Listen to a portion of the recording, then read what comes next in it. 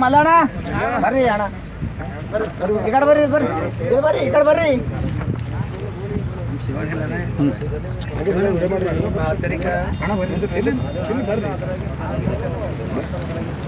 ನಮಸ್ಕಾರ. ಕಲ್ಯಾಣ ಕರ್ನಾಟಕ ಭಾಗದಲ್ಲಿ ನಡೆದಾಳುವ ದೇವರೆಂದೇ ಪ್ರಖ್ಯಾತಿಯನ್ನು ಪಡೆದಂಥ ಶ್ರೀ ಮಲ್ಲಿಕಾರ್ಜುನ ಮುತ್ಯಾಜಿಯವರ ಮೇಲೆ ಸುಳ್ಳು ಆಪಾದನೆ ಮಾಡಿ ಮಕ್ಕಳ ಆಯೋಗದವರು ಕೇಸ್ ದಾಖಲಿಸಿದ್ದಾರೆ.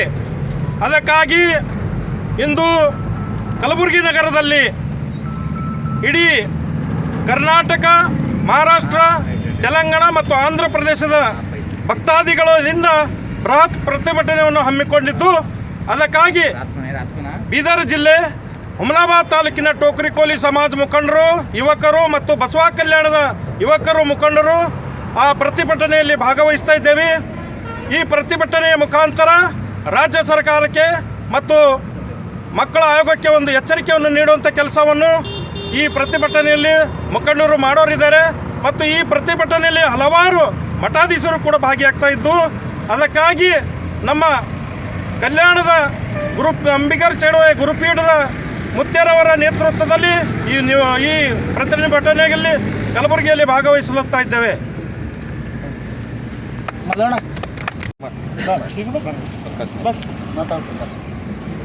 ಮಲ್ಲಿಕಾರ್ಜುನ ಮುತ್ಯಾರ ಮೇಲೆ ಏನು ಪೋಕ್ಸೋ ಕೇಸ್ ಆಗಿದೆ, ಅದಕ್ಕೆ ನಾವು ಬಸವ ಕಲ್ಯಾಣ ಮತ್ತು ಹುಮನಾಬಾದ್ದಿಂದ ಖಂಡನೆ ಮಾಡ್ತೇವೆ. ಅದೇ ರೀತಿ ನಾವು ಹುಮನಾಬಾದ ಬಸವ ಕಲ್ಯಾಣದಿಂದ ಸುಮಾರು ಒಂದು 25 ವಾಹನಗಳನ್ನು ತಗೊಂಡು ನಾವು ಕಲಬುರಗಿಯವರಿಗೆ ಸ್ಟ್ರೈಕ್ ಹೋಗ್ತಾ ಇದ್ದೆವು. ಹೀಗಾಗಿ ಅದು ಪೋಕ್ಸೋ ಕೇಸ್ ಏನದ ಅಂದ್ರೆ ಅದು ಹಿಂದೆ ಪಡಿಬೇಕು. ಇಲ್ಲಾಂದರೆ ಮುಂದಿನ ದಿನಗಳಲ್ಲಿ ಬರೋಂಥ ದಿನಗಳಲ್ಲಿ ದೊಡ್ಡ ಪ್ರಮಾಣದಲ್ಲಿ ಪ್ರತಿಭಟನೆ ಮಾಡಬೇಕಾಗುತ್ತದೆ.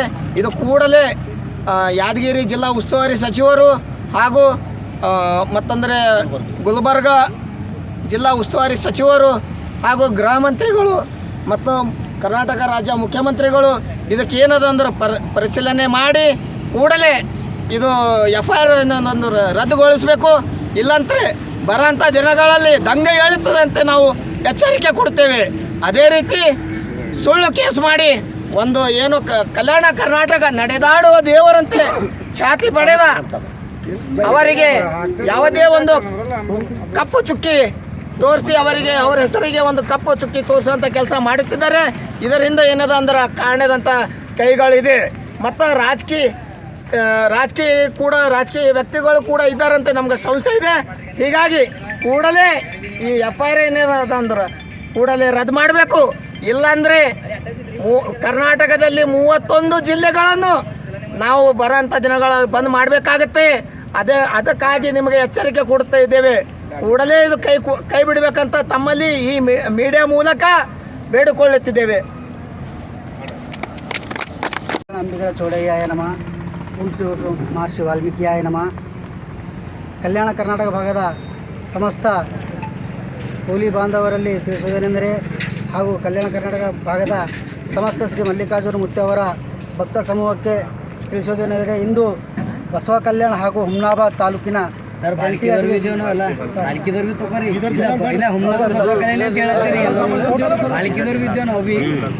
ಇಡೀ ಬೀದರ್ ಜಿಲ್ಲೆಯಿಂದ ಶ್ರೀ ನಿಜೇಶ್ವರ ಅಂಬಿಗರ ಚೌಡಯ್ಯ ಜಾಗೃತಿ ಆಶ್ರಮದ ಶ್ರೀಗಳಾದಂಥ ಶ್ರೀ ರತ್ನಕಾಂತ್ ಮಹಾಶಿವಯೋಗಿಗಳ ಒಂದು ಮಾರ್ಗದರ್ಶನದಲ್ಲಿ ಇಂದು ಕಲಬುರಗಿ ಜಿಲ್ಲೆಯಲ್ಲಿ ಹಮ್ಮಿಕೊಂಡಂಥ ಬೃಹತ್ ಪ್ರತಿಭಟನೆಗೆ ನಾವೆಲ್ಲ ಒಂದು ಹೋಗ್ತಾ ಇದ್ದೀವಿ.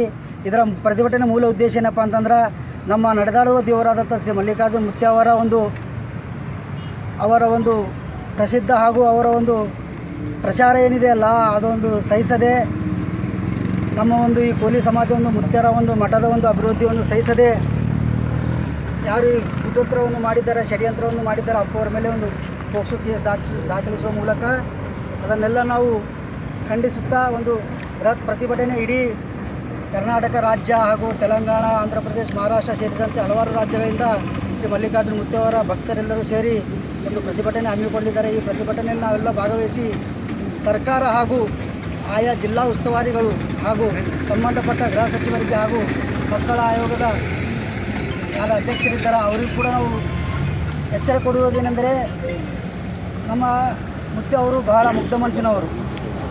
ಅವರು ಒಂದು ಬಾಲಕ ಪ್ರೇಮಿ. ಅವರಲ್ಲಿ ಇನ್ನೂ ಒಂದು ಬಾಲಕರಿದ್ದಾರೆ.